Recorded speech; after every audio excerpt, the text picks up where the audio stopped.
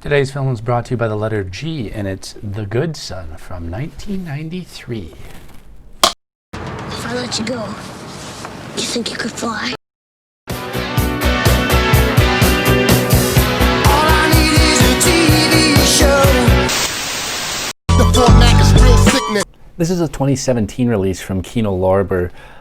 It does have a reversible slipcover in it, which doesn't make much of a difference because if you look on the inside, the only difference there is that there's the omission of the family, and this one's just a close-up of Macaulay's face, but again, sticking with the original on the outside. And this interview has several interviews with the cast and crew and a theatrical trailer. The presentation of the film itself is very good. It's a very good-looking colors, color scheme, music, audio. It's all very sound, all very dramatic, heightened, thriller-esque. The Good Son from director Joseph Ruben, who directed the also suspenseful 1986 movie The Stepfather, is about a young boy named Mark, played by Elijah Wood, whose mother has recently passed away. And his father, having to attend to business matters out of state, brings Mark to stay with his cousin Henry, played by Macaulay Culkin. At first, the two boys are inseparable and engage in typical boy behavior by breaking things, smoking, and general but harmless mischief.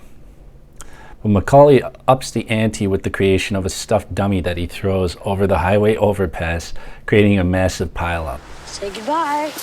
No!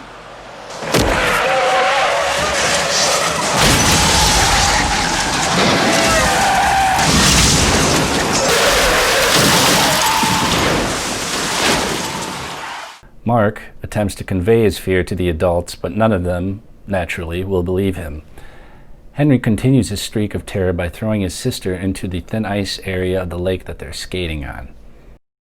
Now, it turns out that Henry has a backstory. He's responsible for the drowning of his infant brother, and when his mother discovers that Henry has been hiding a toy of the late child, his mother realizes that Henry is not the angelic boy he makes himself out to be.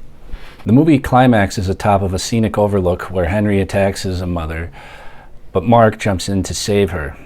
Just as the two boys are about to roll off of the cliff, the mom grabs both boys.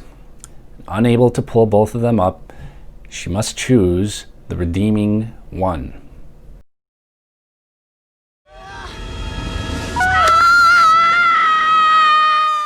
I believe that the ending of this movie, as per imdb.com, was filmed in my home state of Minnesota near the Duluth area in a place called Palisade Head, and the scenery is quite breathtaking.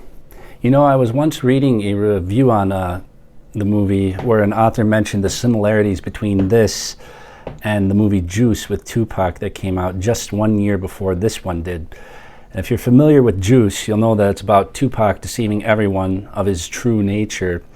And then in that movie, the film's climax ends on top of a roof where Omar Epps is holding on to him as he's dangling off the edge of the building. And while that's kind of a wild theory that the two are somehow related, and despite the fact that Juice is the better movie of the two, The Good Son ends with the thought-provoking decision that a mother must contend with between her son, her natural son, and then the good son. Hey, Mark. Don't fuck with me. That's it for this time. We'll see you next time when we go to the movies.